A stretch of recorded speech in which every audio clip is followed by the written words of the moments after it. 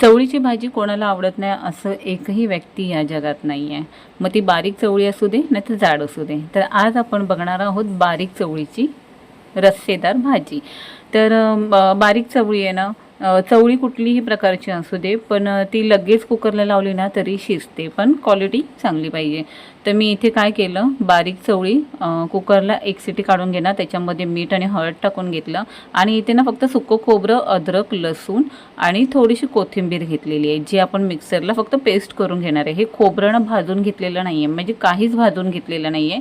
कांदा आपण सेपरेट घालणार आहोत आणि हे असे बारीक पातळ खोबऱ्याचं घेतलेलं आहे. म्हणजे हा ओला खोबरं आहे आणि हा आहे तो सुकं खोबरं आहे. तर ह्याचं सगळं आपण मिक्सरला बारीक वाटप काढून घेणार आहोत, फक्त न भाजता. तर इथे आपली चवळी शिजली का बघून घेऊया. हळद आणि मीठ टाकून घेतलेली चवळी शिजलेली आहे, हे पहा. आणि इथे एका साईडला आपण वाटणही काढून घेतलेलं आहे. तुम्ही बघाल ह्या वाटपामध्ये ना मी पाणी ॲड केलेलं नाही आहे, थोडंसं अगदी नॉर्मल केलेलं आहे, अगदी सुक्का आहे. हे बघू शकता. पाण्याचा वापर आपण करायचा नाही आहे ह्याच्यामध्ये. लागलंच तर नॉर्मल असं पाणी टाकायचं आहे, पण जास्त टाकायचं नाही आहे. कढईत आता मी तेल गरम करायला ठेवते आणि जिरं मोहरीची आपण फोडणी घ्यायला सुरुवात करू. कांदा वाटपामध्ये घेतलेला नाही आहे, कांदा आपण आता ह्याच्यात टाकणार आहोत.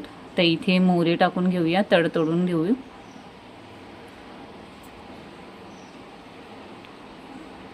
जिरं,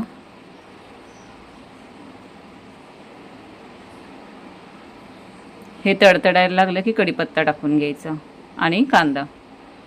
आता कांद्याचा कलर बदलेपर्यंत छान असं भाजून घ्यायचं आहे.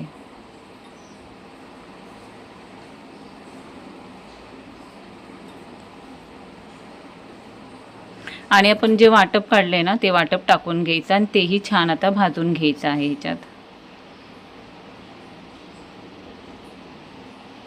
टोमॅटो ॲड करून घेऊया.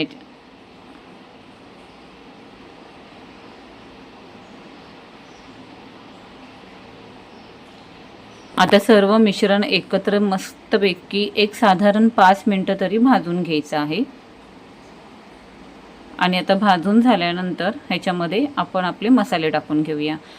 मीठ टाकून घेतलेलं आहे, हळद टाकून घेतले, गरम मसाला टाकून घेतलेला आहे आणि लाल तिखट मसाला टाकून घेतलेला आहे. आणि आता आपली जी चवळी आहे ना ती आपण ह्याच्यात टाकून घ्यायची आहे.